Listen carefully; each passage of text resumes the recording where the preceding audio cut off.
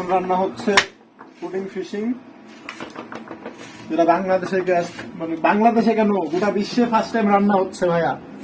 এই রান্না তুমি এর আগে কখনো দেখছো ভিডিওতে? প্রথম দেখছি আমরা। হ্যাঁ,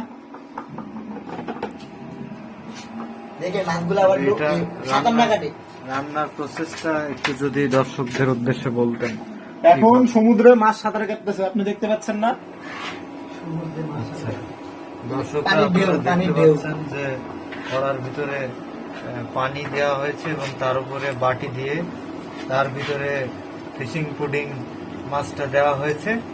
তো আজকে এই ফিশিং পুডিং তরকারিটা রান্না করছে আমাদের থাইল্যান্ড থেকে আগত মাস্টার শেফ, এবং হচ্ছে তার পাশে আছে নাজিরা বাজারের বিখ্যাত কাটিং মাস্টার মিস্টার ছোটু।